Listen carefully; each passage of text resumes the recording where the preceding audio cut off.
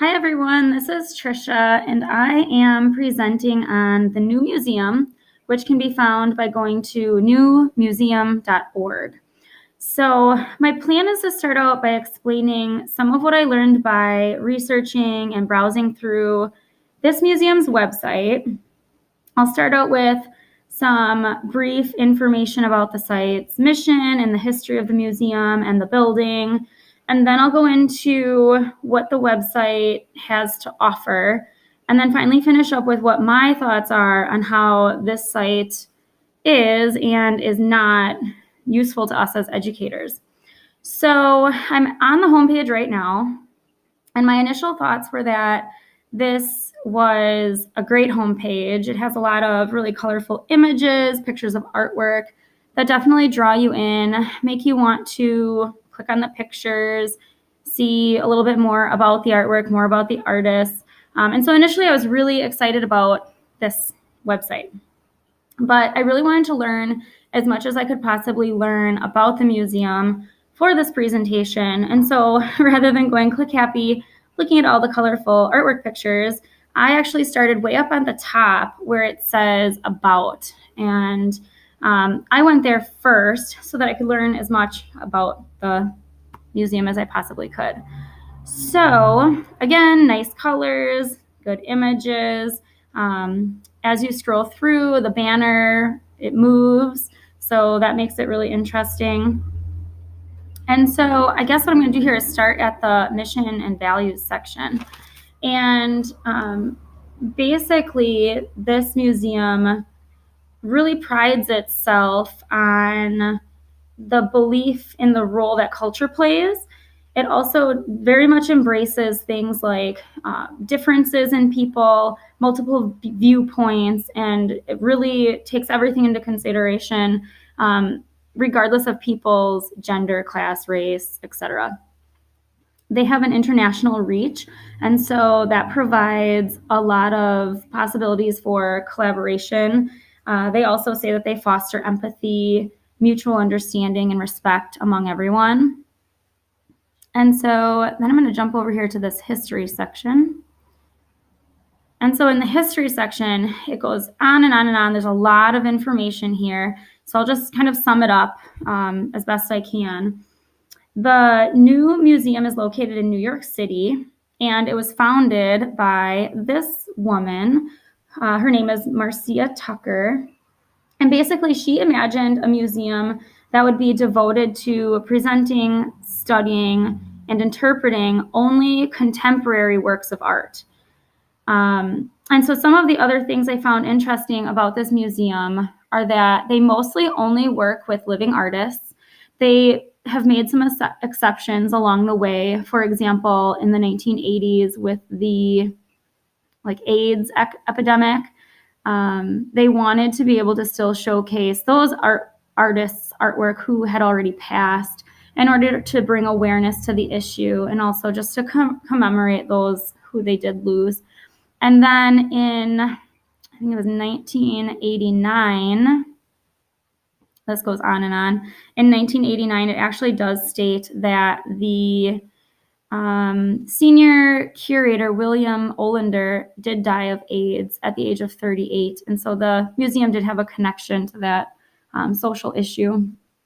So they're also focused on artists who have not yet made it big or who are not very well known.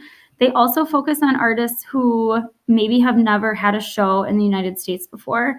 So they're not going for the artists that are super well known that everybody is going to gravitate towards.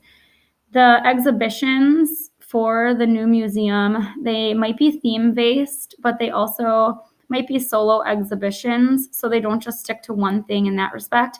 They do a multitude of things. The building, if I go over to this page, that the museum is located in, they moved to that building in 2008.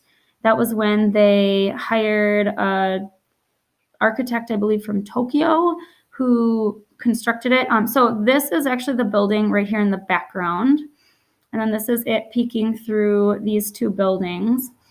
It's 175 feet above street level. It's pretty big building, has high ceilings, drastic stairwells.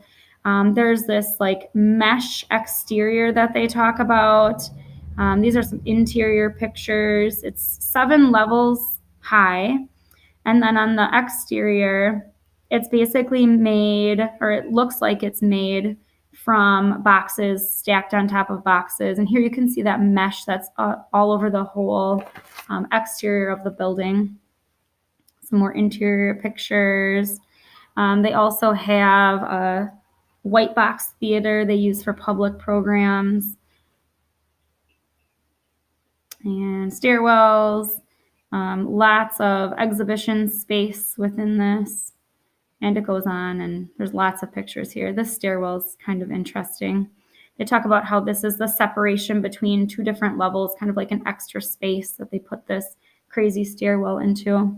So other than that, I'm going to skip over the leadership, volunteer, terms of use, all of that. I just don't think it's necessarily pertinent to what we're talking about here. So I'm going to go over to the visit section, and this is where we're kind of getting into a little bit more about the museum. So I know we did spend some time talking about general admission prices and stuff like that, so I thought I'd just kind of show it's $18 for general admission, and then basically right here, 18 and under is basically free. They do a Thursday evenings, 7 to 9 p.m., pay what you wish, which I thought was kind of neat. I don't think we had come across that necessarily in those readings that we did.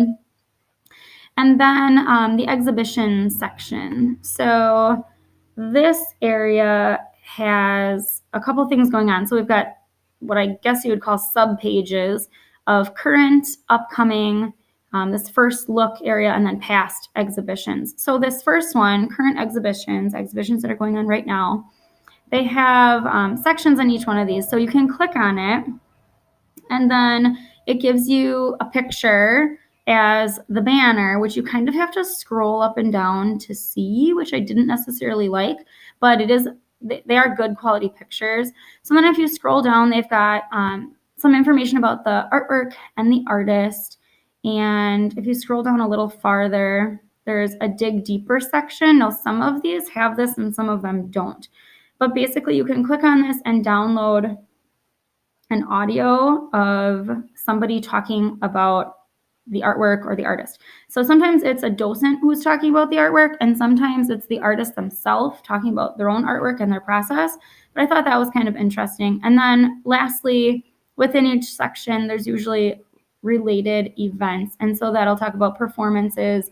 It might have conversations between the artists and somebody interviewing them, or other exhibitions that the artist has taken part in. So if I go back, there's this one with the onions, Onion Master. That's another one that's on display right now. So this one does not have the deeper dig deeper section, but it does still have information about the artist and that. Again, the only picture is in the banner. Again, not liking that necessarily. So then we have this upcoming section, and so when you click on that, it looks very similar to the current section where you can click on it and you can read a little bit about the artist and the artwork. Then there is this first look new art online. And at first I was really excited about this one because when you go through and you click on these pictures, not only does it give you information about the artist and the artwork, but it also gives you a link to view the actual artwork. So if you click on this, it takes you to a separate site, and each one of these has, let's see, you cannot see my tab apparently, but each one of these has a separate website with a video. So that this particular video is about 10 minutes long, and that basically is the artwork. So I'm actually going to stop here with this video, and then I'll pick this back up in my next video because I can see that I'm running out of time. I'm on Screencastify and it only allows me 10 minutes. So I'm almost done going over the website, and then I'll start to talk about how this could actually be helpful to us as educators.